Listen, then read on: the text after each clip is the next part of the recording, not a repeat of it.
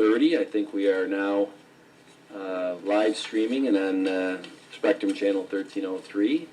This is the first of, if I remember correctly, is 3 of these sessions where each department head is going to get up and explain a little bit about their proposed 2021 budget. Dolly McGuire, you talk about taking one for the team, all right? You've been the town clerk now for all of about, what, 27 days? July 1st I was appointed. Okay. So you now got to talk about your budget, and you're the first department head that gets to do it this year. That seems fair.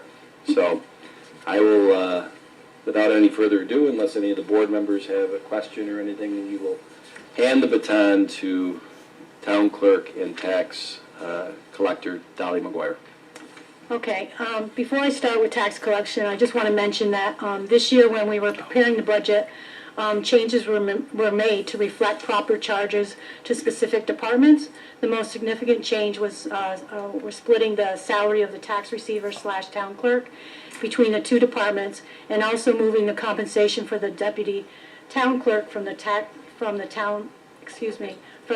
collection to the town clerk budget line items, which is where it should have been budgeted and expensed, which will explain the increase and decrease in the first 2 line items. For the tax collector's salary, which is at 50%, and then the deputy tax collector, which isn't going to be charged here anymore, but will be charged under the town clerk budget. The next item, part-time employees. Currently we have 2 part-time tax clerks. There's a decrease in this line item as there was originally 3 part-timers, and now one of those employees is a full-time employee, and you'll see where that employee is compensated under compensation employees, and you'll see an increase of $37,590, and that's why that change is there. And just to go back up to the previous item, the overtime, this will only be expended if the full-time tax clerk were to work over 40 hours, and I'm told that in the past has or last year was rarely happened. Capital purchases, there are no capital purchases planned for 2021. There was a money counter and a cash register purchased last year for that department. And as far as department expenses, there is an increase up to $500 to cover the increased costs for envelopes, labels, tax stamps, and printer maintenance for annual upkeep. Were there any questions regarding the tax collection expenses? No. No questions. No. Okay. We'll go to town clerk. Okay, town clerk. Actually, Again, those first 2... I'm sorry. Can you pan back down or up to the tax collection? Sure. If I'm looking at it correctly. The one thing I would like, just to make sure that the board and anybody who's watching in the public, there's been discussions of how COVID-19 has affected all of us, personally, professionally, whatever. I think that line item that you have for revenue of $185,000 is one of the first examples that we can tangibly describe on how COVID-19 has affected that for 2020. Dolly, if I remember correctly, we were down about 55,000? 55,000, Yes. That is correct. And essentially that is because of They waived the 3% penalty that residents, the taxpayers, had to pay due to COVID, and that resulted in a decrease of lost revenues of $55,000. Yeah, and I mean, as the county executive said, you can pay your installments on your county and town taxes from the January 1st bill this year, and not have to pay the additional installment fees as you stretched them out. That was very good, I guess, for the consumer and the citizen. But the people that do take advantage of those installments historically in those years, we make $185,000 in that installment fees.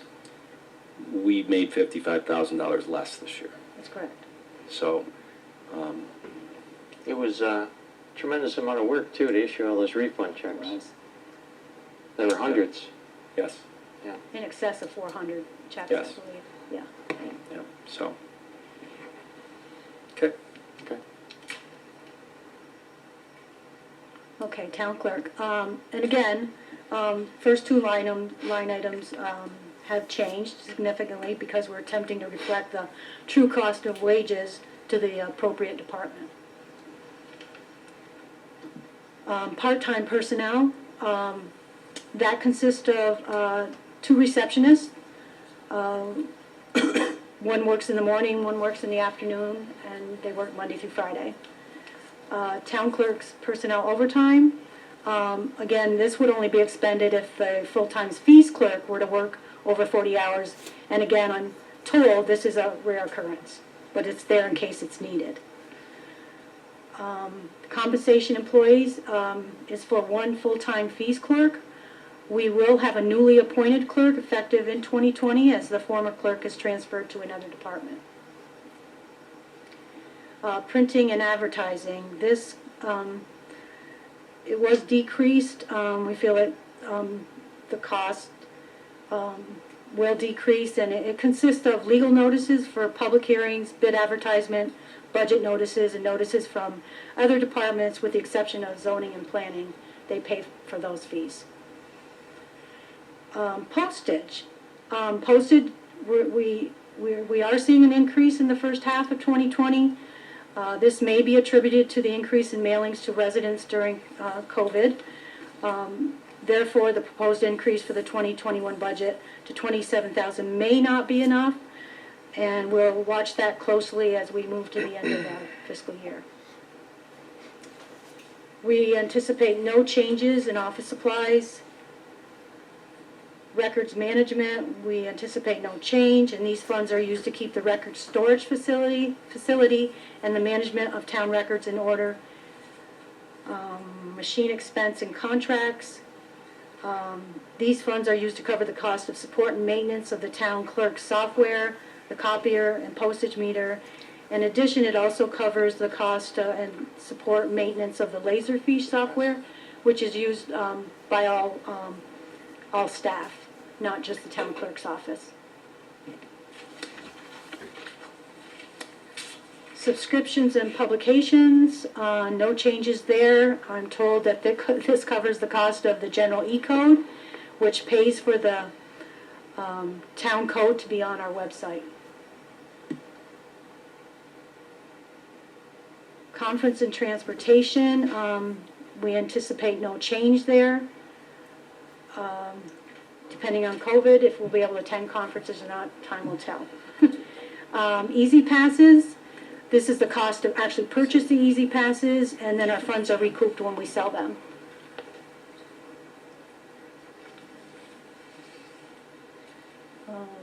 Revenue? Revenue. Were there any questions? I'm sorry, before we go to revenues? Anticipate no change here, except for dog licenses. We're anticipating an increase of possibly $5,000, so we increase that line item.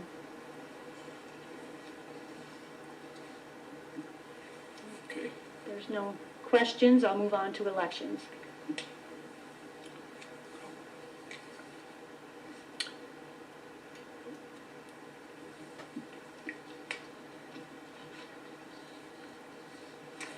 These budget line items are to cover the cost of the general election and primary inspectors, the chairpersons, and the training of the inspectors.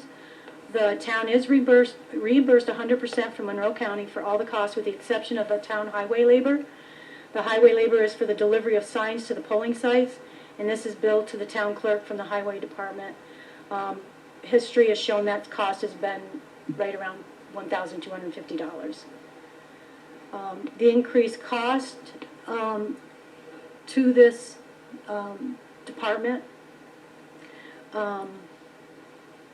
is the number of hours the polls are now open. The election day went from an 11-hour day to 17 hours. And there are 2 votes proposed to take place in 2021.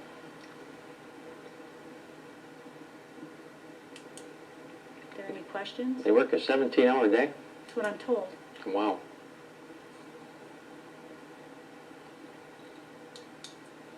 Eat 2 lunches a day. 2 lunches? Yeah. Good. Thank you. Okay? Thanks, Dolly. Well, thank you. Doesn't early voting encompass extra days, Yeah, I don't know. where that's reflected? Yeah. Just curious. All right, next up we have our police chief, Joe Rieger.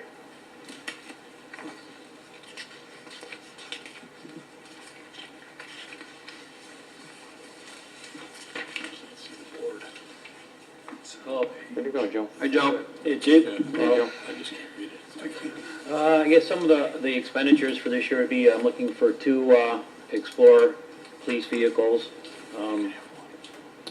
You can see there's an increase in my clerical staff, and I actually took money, I'm taking money from my part-time staff, and actually that's going into my full-time staff line, so. The other item that I'd like to purchase is I have some speed monitoring systems that I'd like to purchase on a capital purchase to monitor speeds around the town. It's a digital display that can be attached to speed signs, and they've been very handy for assisting with traffic issues in town. So they're about, it's about $5,000 for those 2 items. Everything else is about last year's. There's not a lot of changes. Just pretty much keeping up with the training, office expenses. You can see there's not a whole lot of change with the things that we've been purchasing through the years. It's just pretty much to keep up with keeping the police department running safely and efficiently. If there's anything else you want me to specifically discuss and talk about, I can do that also. If you have any line items you want me to talk about. Should probably talk about the body cameras. Yeah, so the body cameras I put again for that this year. Very important that we purchase those. I'm actively looking for grant opportunities for those. They are, they can be fairly expensive. The cameras themselves are not that expensive, but it's the storage and the upkeep. Those files have to be kept. If they're evidence, they have to be stored safely. They have to be made available for the courts and for attorneys. So the cameras will be a safe thing for us and for the community, but there is some upkeep, and purchasing will be expensive. So I'll be looking for some grant opportunities, funding for those items to help assist paying for those. Yeah, so we built in, I think it was $100,000 in the capital purchases tech services line, and then there's also revenue of $100,000 in the police state grants line right here. So it's And there may basically be washed some within the budget. Yeah, there may be some opportunities to, I guess you'd say, lease them, so it's not such an upfront cost. Lieutenant Fosdick is actually researching the different types and different payment plans, and different ways to store the video. But in this, I think it's very important for the Webster Police Department to actively look for the purchase of these body cameras.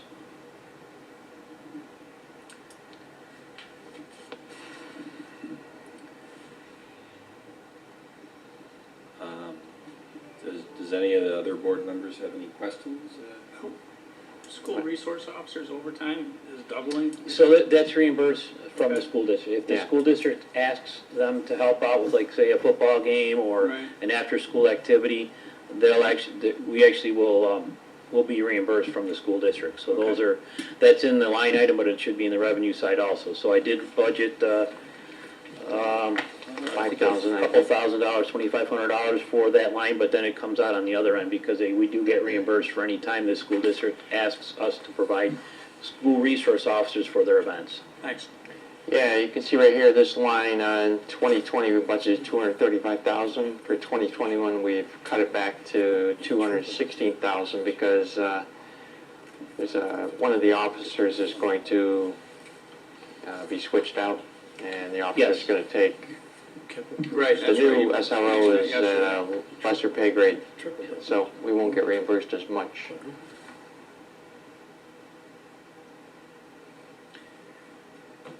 I have a question. Yes, All right, and I don't know, Paul, I'm not sure if you're the best to answer it or if Chief is, but recently, one of our officers got affiliated in a position with the DEA, is that correct, Chief? yes, sir. Okay.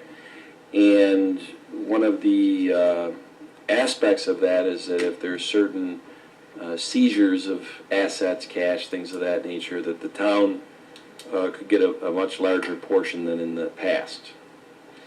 When you're part of a unit, a drug unit, there is an opportunity for, yes, for that type of, Now, I'm not a big fan of budgeting revenues high, in fact, and I've been very happy to see that historically the town has not done that. That is sound budgeting. But what line item would actual revenue from those type of seizures come into, Paul? Would it be in the police revenue? there's a special treasure, there's two special accounts, treasury accounts, and, Correct. so. Yeah, we don't budget for that revenue, because we have no idea if we're going to get any in any particular year. But yeah, it is segregated into specific expense and revenue accounts. And it's, the funds are reserved, they can't be spent for anything except police-related. Right. So it's not one of these 230, okay, or in the police revenue? Correct, so you could say there's actually, I'm sure we'll get some revenue, so there's some revenue which really isn't in the budget, which we'll receive. Okay. And it's not, I mean, historically, we have had some of this money come in, it's just that with our new, I don't want to call it, I don't know what to call it, affiliation with the DEA, it's very possible that the size of these deposits that come in would be larger than we've had historically. There's no guarantee. Yeah, so it's all on the investigation and. Right. You know, so it possibly, those accounts have been started back when we had someone in the drug task force 15 years ago or more. It's been a long time. Some of the funds that are in there are officer investigations throughout the town. So we were actually able to take drugs and drug money from people that we've arrested in the town and actually put that money into our account. Yeah. And So, Paid for a car one. this, thank you, Bill, you Yep. just answered. The uses of when that type of money aggregates in that fund or whatever, is it that restrictive or is it is restrictive? there are some guidelines. Okay, It's, the fund balance portion of that's reserved, Right, so, but it's For reserved for the specific police purposes. For the department police. expenditures, for the correct? police. So theoretically, they They- could purchase a new car with. They could buy any of that equipment, money. they could buy body cameras. thank you. There you go. Yeah, That's Do you know what I what the was- balance is off the top of your Okay. head? It's quite a bit, because quite a bit came in last year. I think it's around 90,000, 80 or 90,000. There's his car.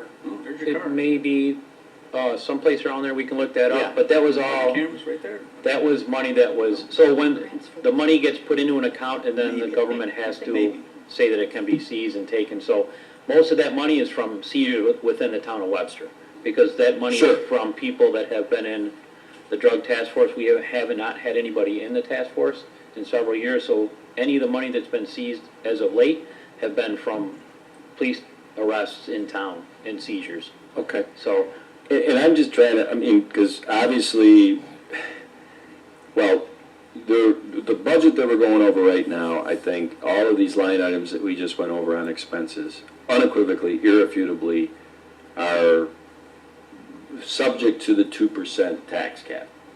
Correct. Right.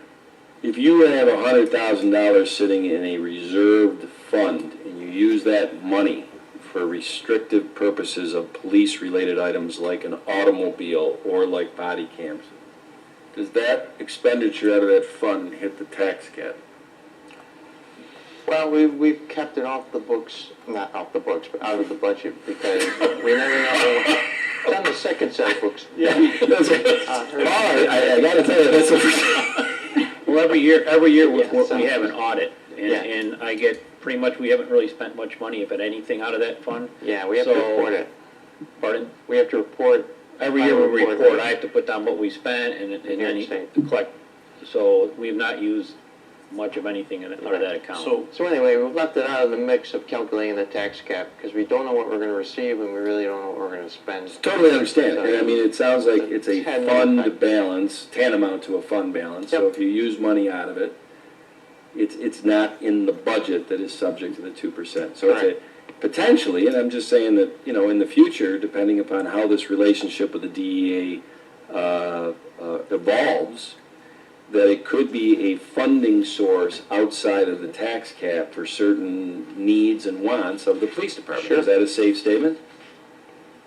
Yes. Oh, I'm yeah, done. definitely. Because lowering his request. Yeah, it lowers the cost. Joe, you want to explain on the police accessories? It's gone up quite a bit. Just explain why that did. Which line? The one for the vehicle accessories, the new vehicle accessories. The Taurus is no longer being produced for a police car, so we have to go through with Explorers. So because sometimes we can take a Taurus equipment cage, light bars, and move them to another Taurus. Now that we don't have that option anymore, we have to buy an Explorer and then outfit that Explorer as a new vehicle.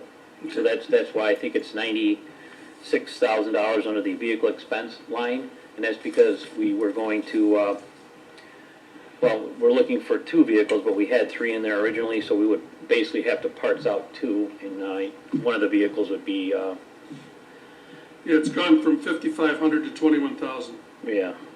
for vehicle accessories. And that's what it'll be, basically, it's because we're outfitting 2 Buying all new. Explorers as opposed to taking stuff from a Taurus and moving over into another Taurus. Okay.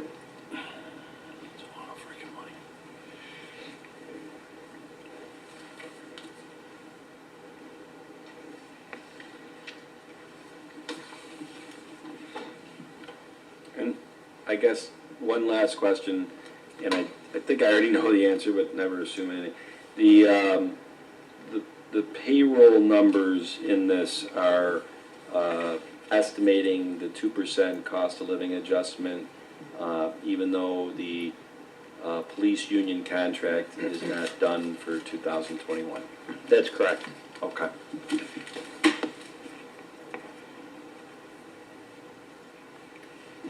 I don't have any other questions. All right, very good.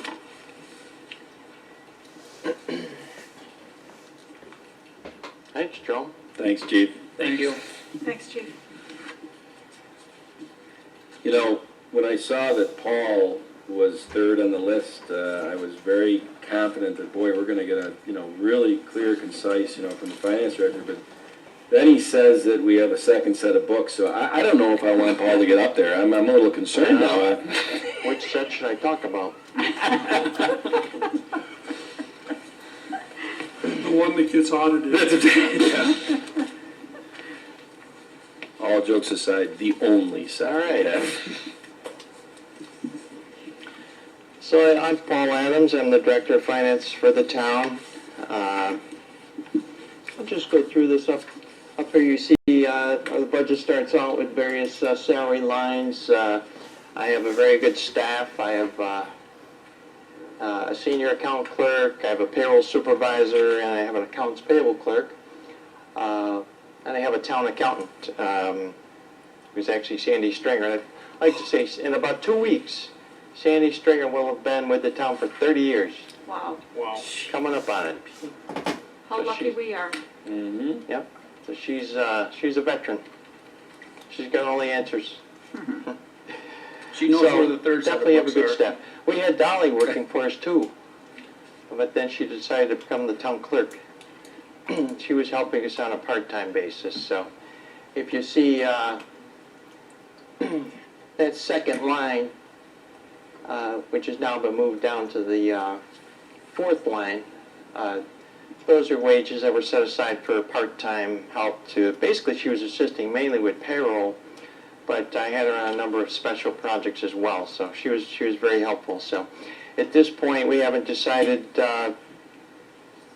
when or how to replace that position because it was split with HR, and our HR director is actually going to be resigning soon, and we're going to have a new HR director. So I think it's best just to hold off a bit until that person is in place. Under seminars and conferences, within that budget line, I've got conferences to the New York State Association of Towns, various PERMA ongoing training seminars, and GFOA seminars.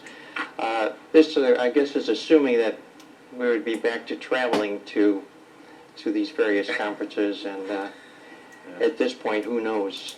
Do you think any of those will be offered on a virtual?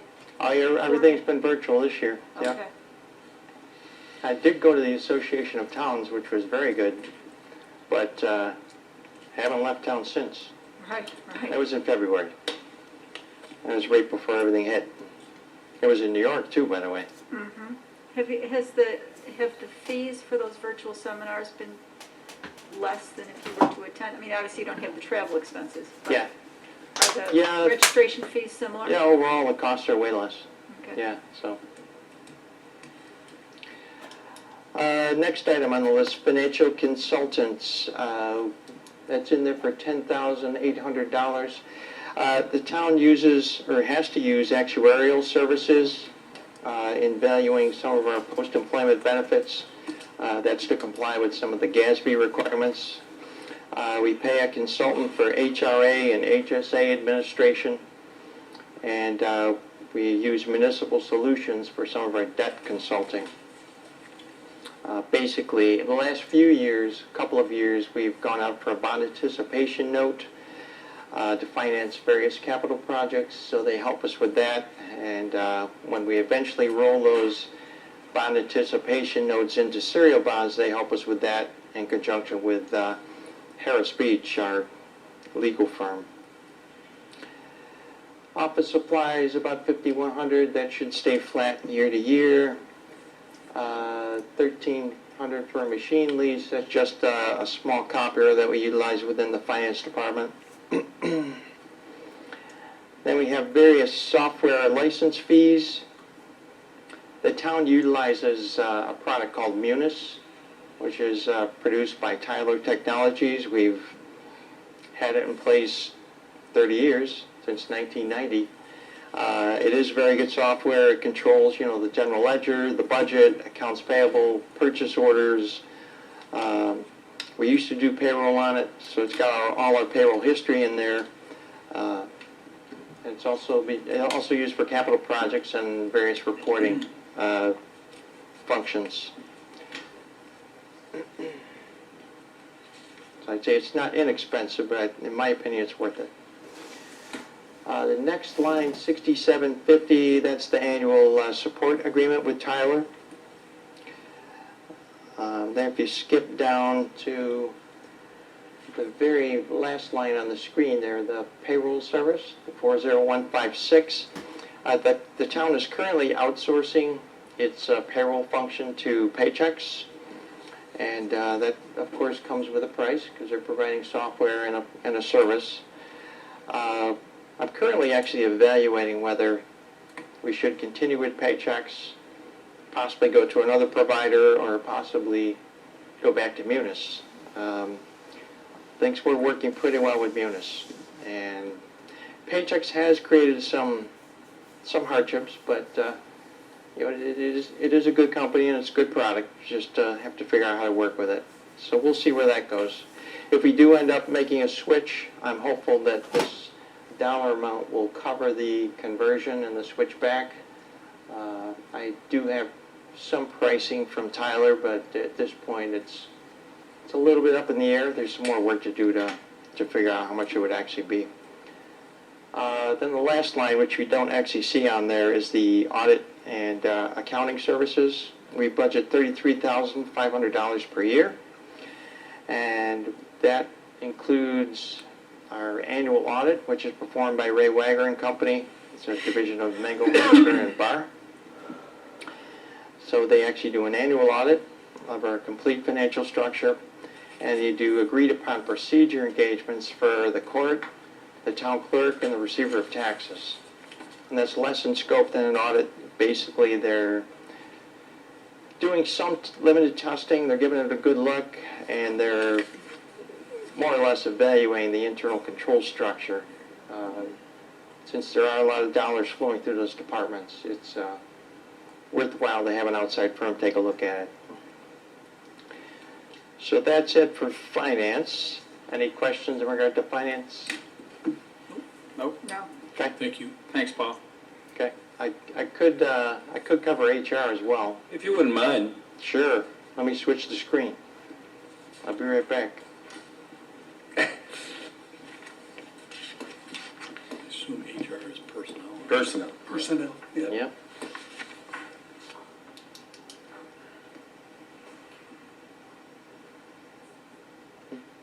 Stay here? All right. I can't, my notes are over there.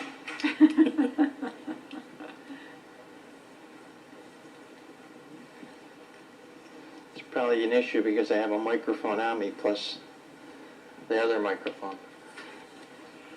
All right, HR. I'm not in charge of this department, but I'll try to cover it. As I said, we're going to be getting a new director of personnel sometime in the near future. So there's a budget for that position, and there's a budget under employee compensation for $32,000. That was some of the work that Dolly was doing prior to her taking the position as town clerk.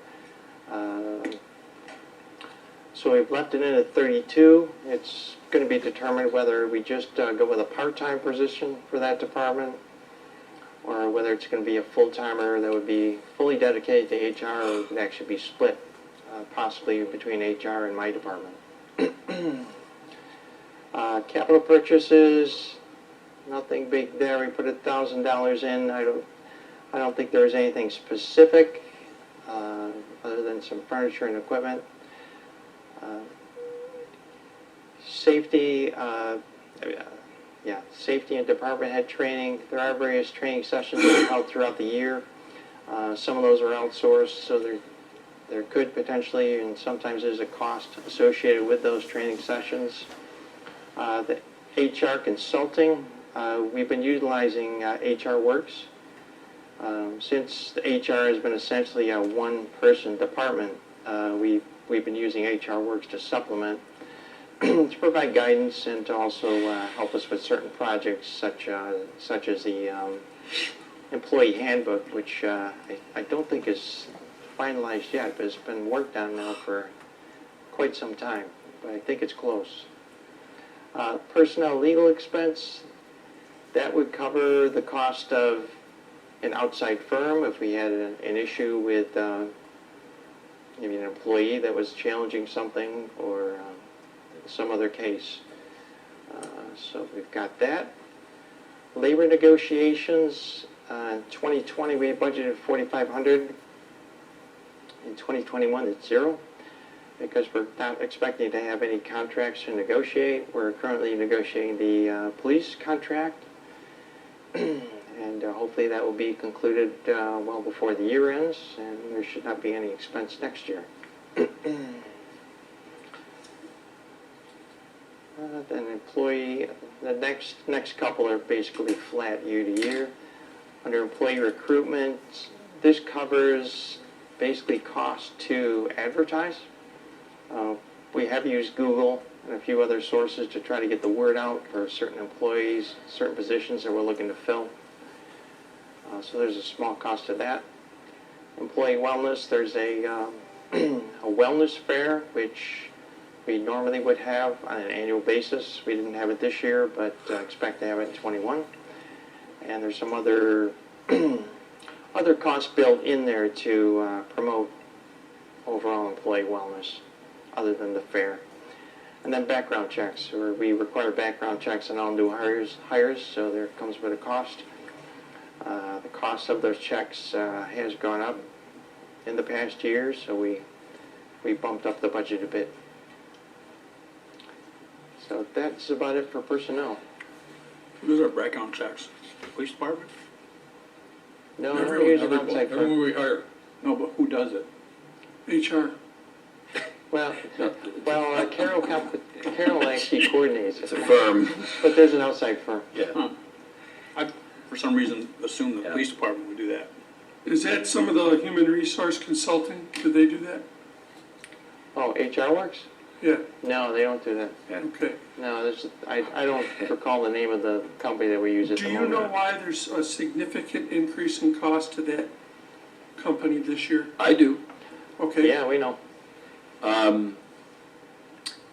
In 2019 was the first time that HR Works was used, and their, whatever 15,600 is divided by 12 is their monthly fee for the package of things that we got. When the previous board decided to use HR Works, they first started getting used about 4 or 5 months into 2019. Okay, And I think it just slipped through the cracks that, well, it's an $8,900 thing, so it'll be, you know, okay. it was a partial year. And Barry, if you don't mind, I want to just say that, first of all, Paul, thanks for pinch hitting on human problem. resources personnel. This will be a very interesting budget as we move forward in the next month, because as certain candidates manifest themselves for the successor to our current HR director, I personally feel that candidate, if they're the ones that the board says this is our pick, and they're going to drive us into the future for what I hope is more of a what do I want to say, centralized HR department. Right. Where maybe historically the 14 departments were somewhat decentralized. I know that Councilman Dean, from your years running the highway department, you can, and that's going back, I was my own HR. you were your own HR. And you know what, Barry, I bet you did a darn good job at it. And you know what else? The world of HR is exponentially more complicated Yes, in I realize 2020. that. And so we need to move to It's a having long time HR, a personnel department that is centralized, I which agree. really is a benefit for the 14 department heads. It really will be. I want to see what that person's plan is for a lot of these big line items, because for lack of better terms, for the few months I was here, the way that HR was handling the consulting firm, I think they were looking for more out of that consulting firm than what the package of $15,000 a year was. I think that we would pay more money to our legal expense than we had to. That if we get the right HR person, that we won't have to make phone calls and inquiries to our contracted legal team that charges $300-400 an hour, because the HR person's pedigree and background, they'll just know how to handle that. There was a time many, many years ago when I was working where we had someone that we utilized for negotiations and for such inquiries that was much less expensive than that, and that was their lifelong job. They did it for Monroe County, they did it for all, but It was Bernie, right? Bernie, yeah, Bernie Winterman. Bernie Winterman. Great guy. I think at this point, and I'll jump off my soapbox, I look at the total budgeted, proposed right now, and by no means on July 30th, we're not at a adopted budget yet. The $143,903 for this department, it'll be interesting to see where that moves in the next month or two as the candidates manifest themselves. And part of that, whatever you want to say, interview process will be really what their vision is of an HR department. And does it match ours from a standpoint of centralized? And what is their background, so that we have a pretty good feel when we hire that person that they can do that job. And I don't, in my mind, and hear me now, remember me later, we'll see, I think that number might go down. We'll That see. would be good. Yeah, we'll see. Stay tuned. Stay tuned. And listen, I know that there was supposed to be a break, but do we want to just We don't keep have to going? take a break. Keep going. Should we just keep Yeah, rocking? there's not much to What's do. next? Guys, just keep going. I mean, So we're next. 4 minutes ahead of schedule, even with the verbose Irishman running the Chris. meeting. And I do want to just say, Paul, I'm not surprised you pinch hit for personnel, even though it's not your, we are extremely blessed at the town of Webster to have a finance director like you. I Oh, mean, thank you. coming from a financial background and whatever, Absolutely. I would have been able to note of all 14 departments, constructive criticism, whatever you want to say, of the finance department first and foremost, because it's my background. And your department is top notch. You get us information in a timely fashion, accurate fashion, and I mean, it's invaluable to this board. Thank So, you. thank you. Okay. Yes, thank you, Paul. I'm glad to do it. Chris? All right, we'll skip the break. Is that kosher? Yeah. All right. All right, we're gonna jump to Chris Bilo, our Director, Commissioner of Parks and Recreation. Recreation. What I'm going to do is, I'll just start off with just a few bullets here, highlights. The expectation is for 2021 that we'll be back to full staff, which would be 5 staff within our Parks Department. Obviously, they maintain roughly over 1,000 acres of town-owned parkland and open space. And then 8 staff within the Recreation Department. Last year, roughly around 600 programs with just over 8,000 participants enrolled. So the expectation is that in 2021, we'll be back to what I'll say full strength.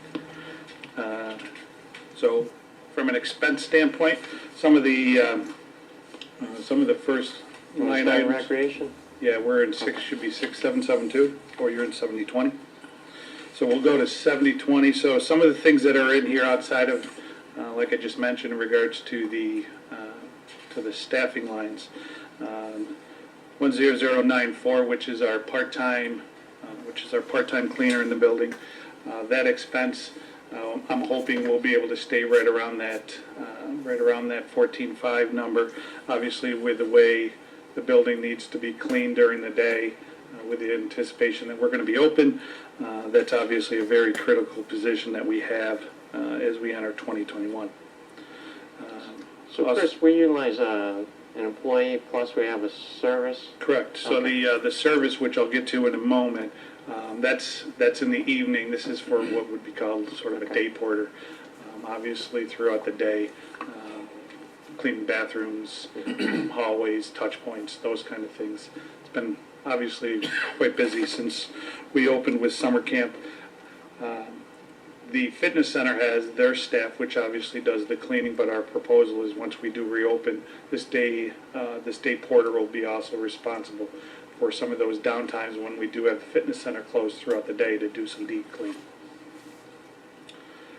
Also within there, 40035, we have the machine lease. That number is obviously much different this year because the fitness equipment that used to be in that line has now been broken out and has been moved to a different line. So that's just for our copier and equipment that we lease through the for our machine. Yeah, I can explain that.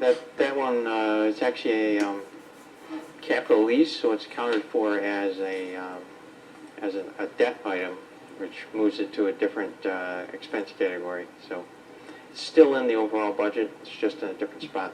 Yes. This is the one, Paul, that you just mentioned, 40140, maintenance and repair. That is the actual night cleaning. That is going to be part of the bid proposal or bid package in regards to the overall town, so it won't be specific to just our facility. Hopefully it'll be across the board, the number will be much less. Yeah, I'm close on that. The RFP will be done, I think, tomorrow. I'll send it around to get reviewed and get moving on it. Great.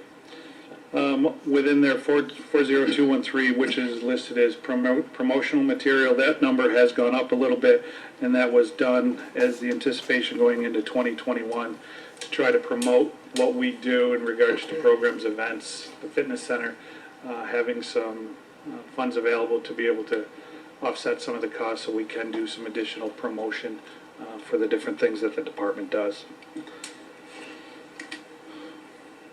4022, just some of these, several of those are obviously, they're offset by the revenue, so 4022, the sport leagues, that's offset as the revenue, so I'll touch on that in a second. 40228, that's our special event line, obviously in 2020, that number's gonna look much different. Budgeted with the expectation that in 2021 we'll be back to our normal, what I'll say, special event offerings. Questions on 7020? No. I have none. Chris, I don't know if it's so much of a question as a comment that,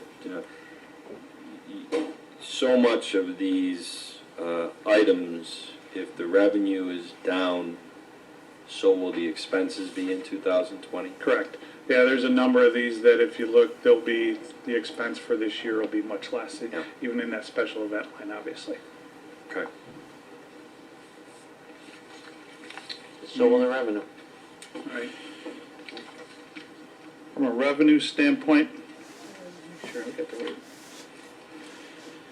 Some of the highlights, what I did for 2021 budget is, obviously, when I started, which was March 16th, the COVID began, we really haven't had a chance to sort of see the department in full operation. So there's a number of things that I'm going off from I'll say history as well as sort of future expectations. So several of these areas that I would anticipate in 2021, if we're back to, again, sort of a more of a new normal, several of these revenue lines I really anticipate that we'll be able to see some growth and some increase in, just in regards to both quality and quantity of the number of programs that are offered.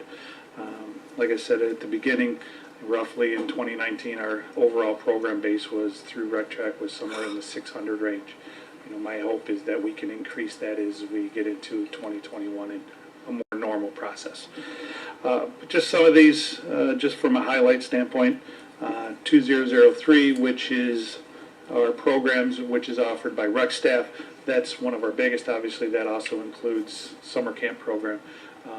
We've been fortunate this year that we were able to obviously offer summer camp, albeit on a condensed version, but at least we will be able to show some revenue within that line for this year. Expecting next year we'll be able to go back to our normal volume.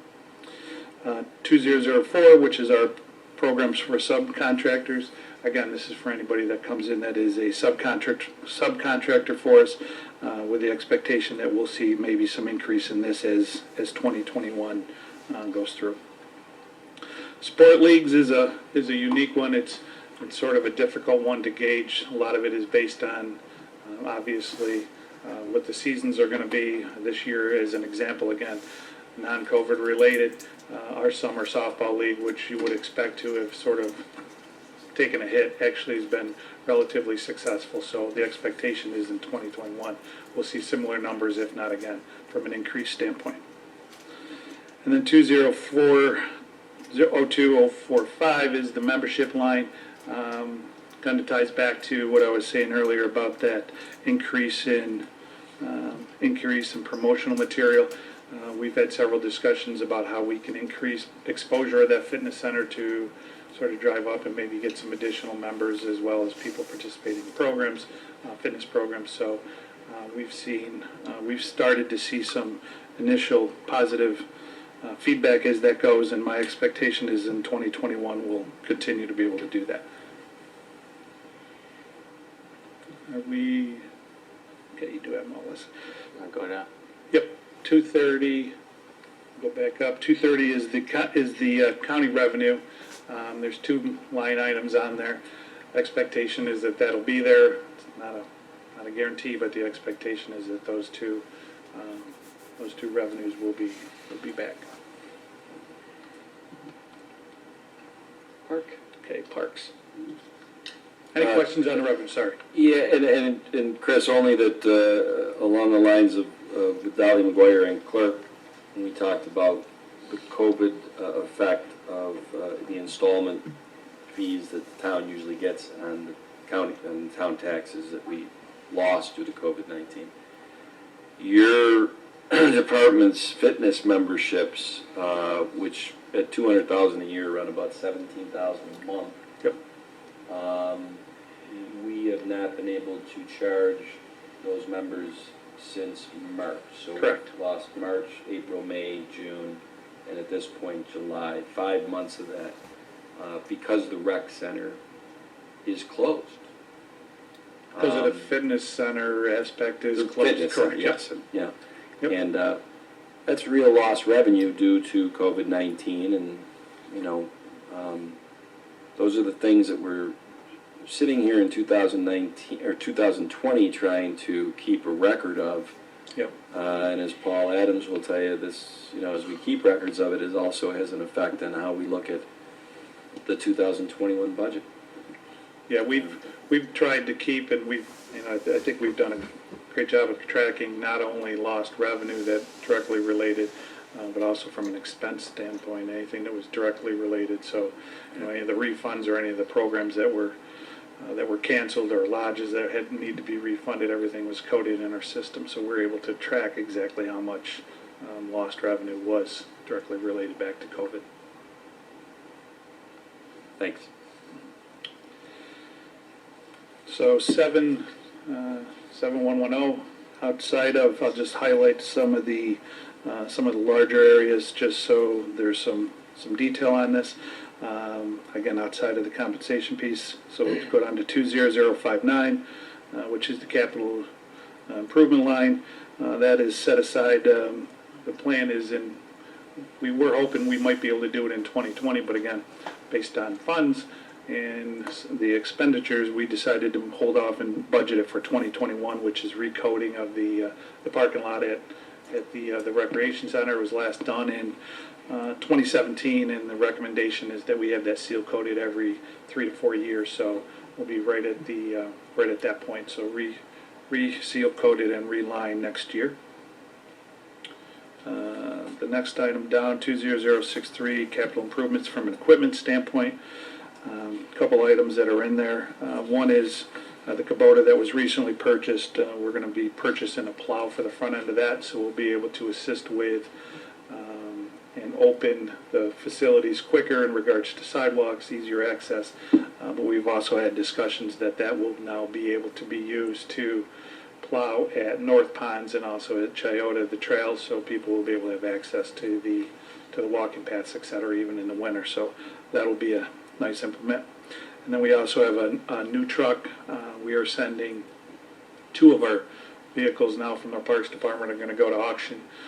One is way past its prime, and then the other one, it's time for it to go. So we're going to replace, send 2 to auction and replace with 1, and that'll take care of us for at least another year or 2. 20064, that's a park improvement line. That is funds that are set aside so as projects become necessary within our park. We have the funds available. This year we were able to utilize some of those dollars for improving the Hojack Trail in a certain area. So there's a number of different things, and our Parks Department and myself have started to put together what we call a capital or a parks improvement plan, so we can identify various tasks in the different parks that we know going into from a budget standpoint need to be addressed. So we can identify that in the budgeting process, but that's what that $20,000 will do, sort of allow us to do some of those projects. And then the last one that's on there that I'll point out is 40248, which is our mowing service contract, and again, that'll be rebid this year. So that'll be a new bid item, and we'll have that, hopefully comes in that same ballpark, if not less, for 2021. Lower. Coming in lower. Questions on parks? Yeah. Thank you. Want to go Thank over you. program for the aging? We're going to talk about that one at all? Oh, yeah. Program That was A. at first on my list and last for you guys. Sorry about that. Program make sure I got it all.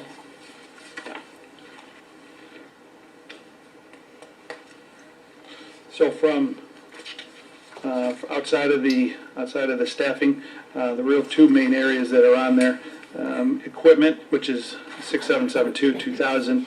That is for equipment that is in the recreation center that gets used by the senior program. Those are for tables, chairs that get broken down and set up on a daily basis multiple times. Several of those tables are at the point of no repair, so looking to upgrade and replace several of those. And then 6772, 40209, which is provision, that's our senior meal program. That is obviously the reimbursable program that we have with the county, so that shows on the revenue side as well. Outside of that, it's pretty much standard in regards to the expenses that are on there. There's really no major changes. And again, Tom, to echo your initial comment, 2020, since we started, there hasn't been programs that we've done, so our expense from that line has really sort of ceased since March. We should probably talk about shelter revenue too, because Parks Department does have some revenue from shelter rental, which of Yep. course has been down this year. 250-02410 Yeah. shows as revenue right around 100,000. We've discussed within the department that we're going to do we'll be doing a benchmark of all the enclosed facilities that are on the east side of Rochester, so we can get a better idea of where we stand in regards to our current fees and our fee structure. But the plan is to hold it around where it is at 100,000. Obviously, this year we took a significant hit with cancellations, etc. Since March. We've seen a slight increase in the last month. Since some of the restrictions on gatherings has gone up, we've seen some of those cancellations that were done earlier sort of reverse, and we're starting to see some, but obviously not to the level that we would have expected or budgeted for 2021. Is there allowed to have a group of, 50? Yeah, which is consistent with about our 50% capacity for both of our enclosed lodges, so it actually works quite well. Yeah, that should help. Yeah, Chris, and going back to the program for the aging, first of all, I think we got to talk about changing that name in the future, Paul. Something about that. There's got to be a more dynamic name for that, I think it comes from the county or the state. It comes from the county. That's a county term. I mean, Yeah, they call it that. you We could change it. I don't know. You know what? I'm not going to make a moan out of more, but I agree. I got to say, Now that we're aging, we're going to change it. and this Since is, we're all getting there, yeah. well, that's the thing, is I don't like the sound of that, I mean. Well, I'm told that over 60 is now considered geriatric. They need to change that too. You bet they do. Yeah. We're going to come up with a cool name for this thing eventually, but, this is something. How about just program for us? Yeah, 80 is a new 40. that might have something, something, 80 is the new 40. Let's go with it. You might get a patent on that. Anyway, and this really, look, this isn't going to affect budget for 2021, but, as you and I continue working together, and Barry, I guess, would be 80 the new 40 program for the aging, your liaison to that, right? Mm-hmm. Okay. It just strikes me odd that, I was surprised to find out that the town of Webster really has a very large percentage of its citizens that would be considered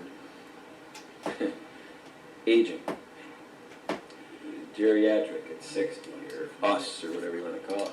That's why we built all those I places. guess I don't know why you have trouble understanding that, Did I have trouble understanding what? that this population in this town is aging. I don't have trouble understanding it. I guess where I was going down, I understand numbers, and I understand that we have a large percentage. We built, over the years, senior communities, so it makes complete sense. Yep. What doesn't make complete sense to me, and as we go on, is it just, are senior citizens, geriatrics, 80 is the new 40, are we not getting the maximum utilization? Are they not participating in these things? Well, again, I'll revert back to, since I started, we had them in the building one day. Right. Yeah. What I can tell you is, based on my experience and from what I've seen, and obviously I've been familiar with the program, that is probably the one core area of our business now that I think we've got the greatest room for growth. There are a number of senior type programs that we can install or begin to offer that will bring in a kind of a wider range of seniors in regards to not only the programs that they can participate in, just from a social aspect. Yeah. So I think that's probably one of the areas, and we've discussed it within the department, that's probably one of those core areas that I really see as 2021 and beyond having the biggest impact on. Yeah, like I said, it's about another day, another conversation. No, Bill, I understand exactly why we have that many people.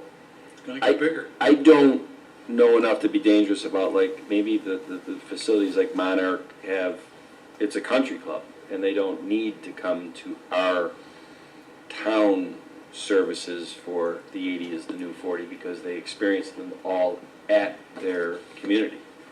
That's the part I don't know. Sure, And, and I can tell you that, from my experience working, obviously, down the street, it was a concerted effort that, from an education standpoint, type of program, that was really where we were able to make a mark, and I think that's similar here in Webster, where we can really, from a program standpoint, through educational type of programs versus just the socialization.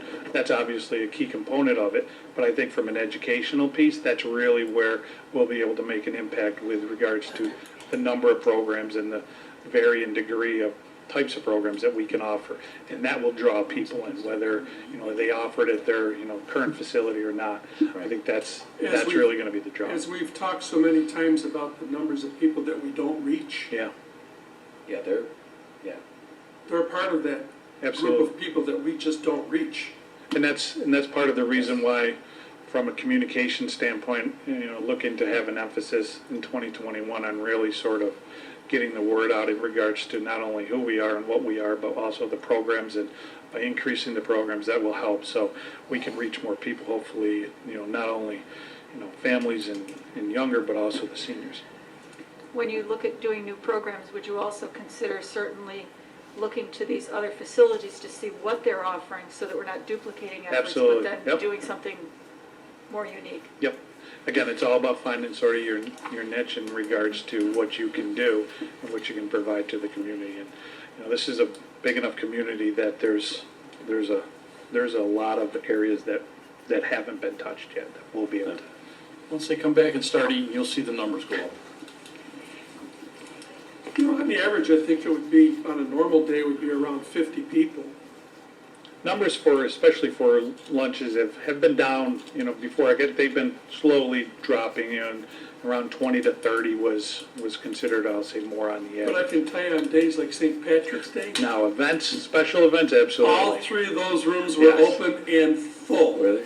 Yep. And those are the days that you really have to capitalize on getting them aware of the other things that are going. So, Sure. agree. Sure. When you have those special events, that's when you have that captive audience that you should be able to really take advantage of.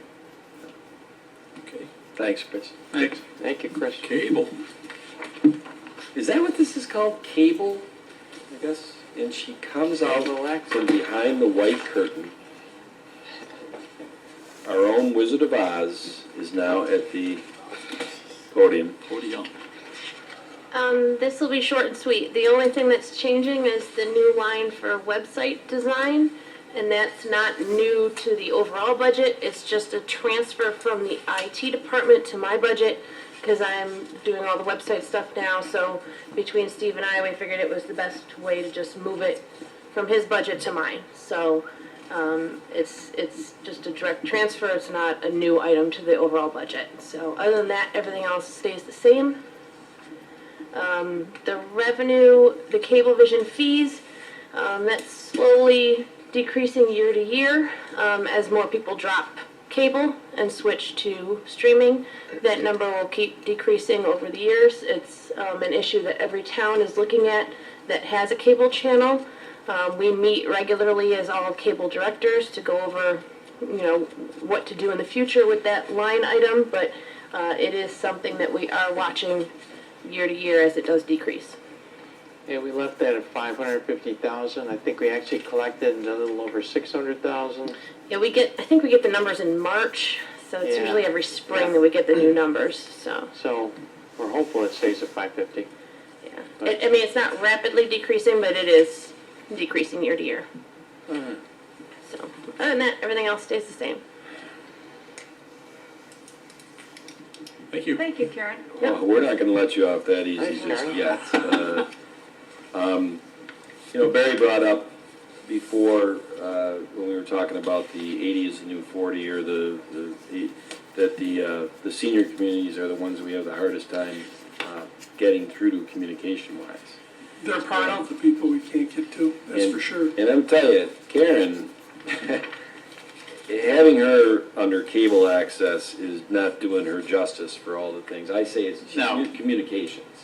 And what you've been doing, the effort with the mass and how you were able to deploy town board members and county legislators to get boxes, hundreds and thousands of masks out to the senior communities, which they were very happy to take them, but it got us a foot in the door to start having a relationship with the town government and those communities, figuring out how we can, they have newsletters that they give to their people. We're trying to get into those newsletters bi-weekly so we can communicate with them. So, Karen, I appreciate you said it's short and sweet. There's so much that she does. Yeah, there's on here. something- It's just, it's I don't know. amazing. It's not And let's not tonight. forget that she coordinated with, Yeah. a lot of us volunteering to deliver masks to people's homes that couldn't come in, and not just once or twice, but repeatedly.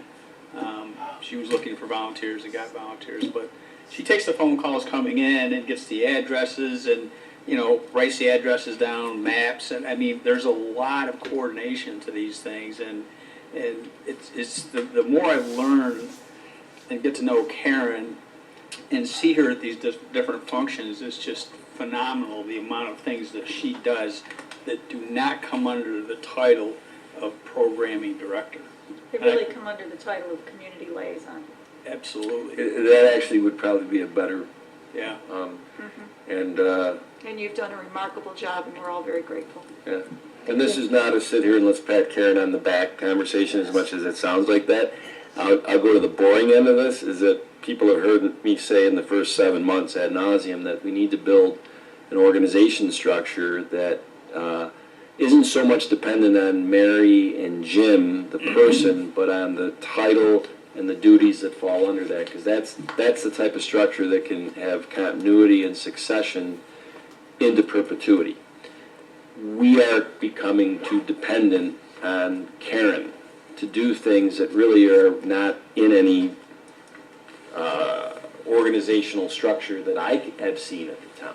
Well, And when that's going to have to be addressed. when this job was created in 1980, 79, 80, when the cable station started, there was no social media, there was no Right. website, there was no Right. internet, and so when I took over from Mike 6 years ago is when we started really using the website more, and because I had that skill set coming from my other career, I just took on the website and social media pages and everything because I had that skill set, but this job was originally just for the cable channel because back then they didn't have all this stuff. So it's happening it's the same in other towns too with the other cable directors. They're taking on the same thing, website, social media pages, because we all have the same skill set, but the civil service titles weren't originally created for that Yeah. back in the 80s. So the job has evolved over the years because the technology has evolved and because now we do streaming and everything else with the signal that we put on a cable channel. Everybody's cable director jobs have all morphed over the years Yeah. to include all of this new technology. And And I say this, I mean, I never want to set false expectations. I mean, we're 5 months from 2021. I'm not looking to blow up the budget here and create a new title and all that stuff, but as we go on, I'm just saying that I think that as we get into 2021, we really have to take a look at this. And it might be when we're sitting back here in a year, we're looking at a restructured communications, whatever you want to call it. Community liaison? It's part of it, sure.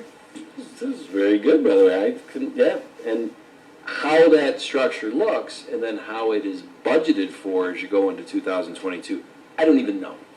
But Well, I think mine's it's a civil coming. service title, and I'm not taking another test, so just to put that out there. You can Deal. take whatever you want, but that civil service title, I'm good. yeah. Thank you very much, Karen. Thanks, Karen. Karen.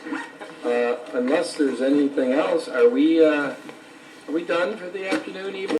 Yes? I- All right. Well, Well, I think the one thing we need to say is that historically, when we've done this, we've presented it at these meetings for people to see, and we're pretty much locked into many of the numbers. While some of them remain a little fluid, we're pretty sure going forward. And this year is perhaps the most unusual budget year any of us will ever approach. Both the experience of 2020 and looking forward to 2021. So although some of these numbers are appearing now, it's all very fluid. And we don't have a real good feel for this at this point. So this is the beginning. Yeah. Yeah. Barry? I don't know if anyone else wants to add Bill, to that. We have a long way to go, Yes. a long way to go. When I look at these budget numbers, we've got a long way to go. And I also think all of our department heads have been very sensitive to this and Yeah, coming they're forward doing the with- best job they can. Yep, they are. But this board's gonna have some tough decisions. Right, and we always encourage them to ask for what they feel they need. And sometimes we can't afford all of that. But if you don't ask, we're not made aware of what the needs are. Yeah, they wouldn't be doing their job as a department head if they weren't advocating for their department. So it's a delicate balance. But I don't know if any of the board members or anybody has got a chance to read my Webster Herald Supervisor's Corner article that was in yesterday. Didn't get it today. Okay. Yep, I read it. Well, I don't wait till tomorrow. I hope, because I've already gotten pinged with some calls and some emails that apparently it's been interpreted that Flaherty's advocating that we blow the 2% tax cap. And I was And like, who is? that would be Flaherty, me. Oh, I didn't understand what you said. Flaherty's advocating. I'll be darned. I went back and read the article, and but I guess, you know what? I mean, we've seen a lot of Everything's things. open to interpretation. Isn't everything open to interpretation? And I'm like, wow, I guess I can see where some people would interpret it that way. Did you really? Yeah, I can. Guys like you, John? No, I didn't ping you. Didn't ping you at all. Well, When you talk about long-term planning, and I'd rather spend $10 today than, $20 tomorrow for a quick fix, something along those lines. That could be interpreted that, okay, we're gonna put a lot of money up front, blow the budget up, but eventually we'll save money.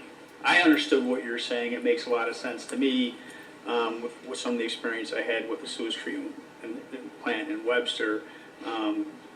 There was so much money spent. Well, this broke and that broke, and hundreds of thousands of dollars were being spent to the point where, okay, let's have a comprehensive study done on the sewage treatment plant and see what we need to do up front, so maybe we don't have to do it down the road. I think maybe that was where you were going. And you're I don't- speaking of your experience in the village, just so everybody's I clear. was gonna yeah. say, you need to clarify this. Yeah, my experience in the village, not my experience here, yeah. No, I understood full well where you were going with that. It made sense to me, but. Well, Well, now that I've heard it, I'm probably gonna scrutinize that very you better, carefully. Barry. I think All Barry's right. gonna come in the next meeting with his 10 bullet I points. want you to correct my work.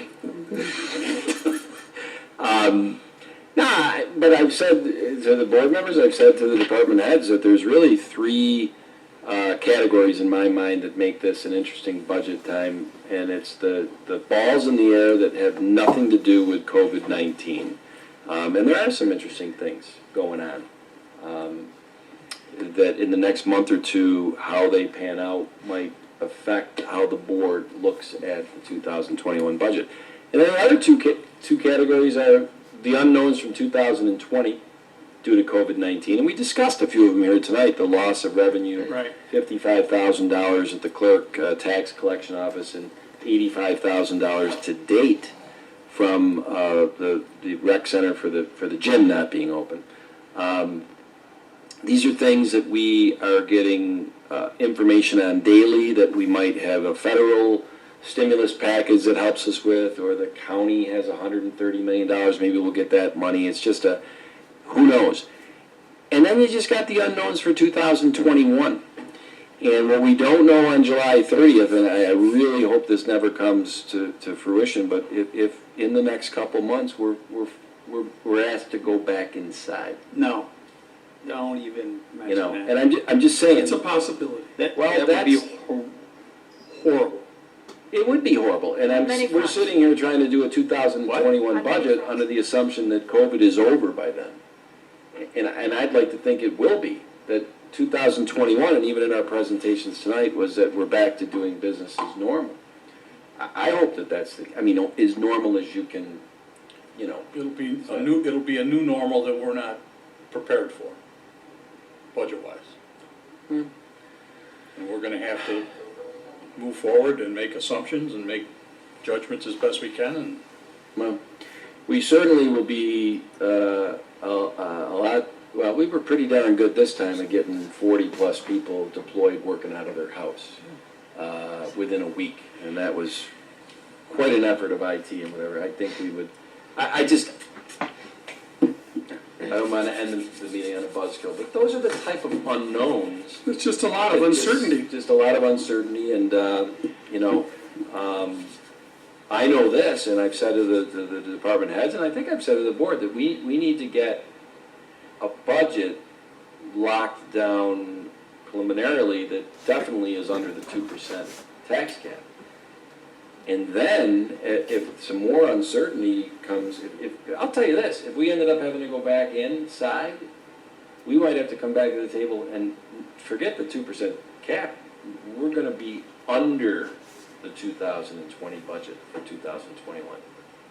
When's the last time that happened? Never. Thank you, Paul, you know what, but when was the last time we had a pandemic that forced, Right? 1918. I wasn't on the town board back then. I think I was. Feels like it's on that. It You know, does. and that hasn't been spoken, is that, we talk about staying under the 2% cap. We're at what, Certain things 1.5 come now? up, if we do 15 That's what was million allowed. and round number of It's actually taxes, more than that. Alright. it would not be outrageous to go Less down than to that. 14. To actually go down. If we're staring at being back inside. All right, let's just stop talking about going I back know you don't inside. like it, Really, you know what? Really, I'm not going back inside. It has to be ever. talked about. I live in my shed outside. I'm not going back inside. No way. On a bright note, all the You're buying testing pizza. shows that New York is doing great, especially the Finger Lakes. Well, absolutely. So, Death rate is going down in every state. Talk to a restaurateur and ask them if they make that are we still statement. on TV, by the way? I should ask you. I believe we are. Well, you know what? I got news for you. I'm not upset whoever saw that. Because that's reality.